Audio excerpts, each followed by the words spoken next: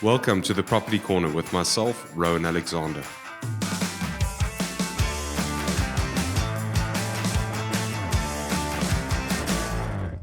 Welcome back. On this episode, I'm going to be chatting about the 2024 budget speech that was held on the 21st of February 2024 and how that directly affects property in South Africa. On the 21st of February, our Minister of Finance announced his new budget speech for 2024.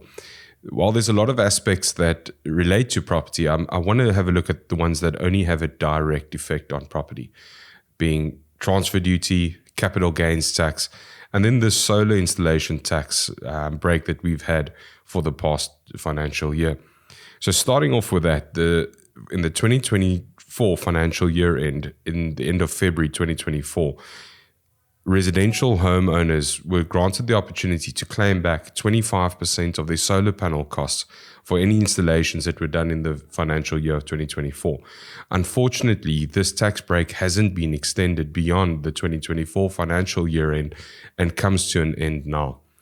It's a bit of a disappointment that wasn't extended, I think it did have a big effect on encouraging people to change their homes to more sustainable energy solutions, and was something that was well embraced by the market. As I say again, a bit of a disappointment that hasn't been extended, but that is one of the direct effects of the budget speech. The second thing that we look at is capital gains tax. So capital gains tax remains unchanged. This is good news. While many commentators have expressed disappointment in certain taxes not being relieved, I think we can gladly say that if the tax has not been increased and those percentages remain unchanged, this at least gives us some form of stability and predictability in the market. So we view that as a positive thing, that capital gains tax remains unchanged. And then lastly, the third is the transfer duty exemption threshold. The transfer duty exemption threshold remains at 1.1 million. Now, it remains unchanged, but remember the property market has escalated in value.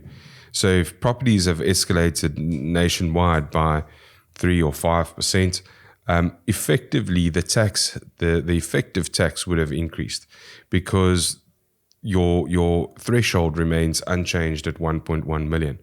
However, the good news is that the bulk of property transactions in the residential space in South Africa happen in the first-time home buyers market between 700,000 and 1.5 million.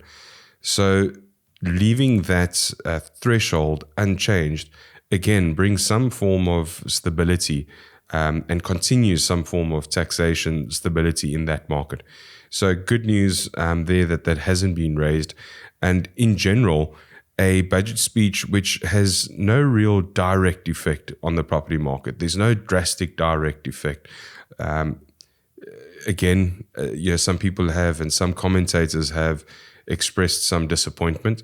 And then in the same sense, others have come out to say that it's a good thing that there's some stability and things haven't changed much. So we look forward to 2024. Given these circumstances, there's nothing that's unexpected. I think that's what I take away from this. The good thing is that nothing is unexpected. And then beyond that, we're looking at a period of interest rates reducing over the next 12 months.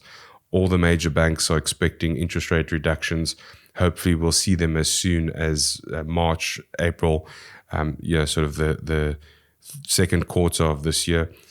So that will be good for the property market. In terms of government moves, hopefully, we see those interest rate reductions coming through early on in the year, and I think that will do well for the property market.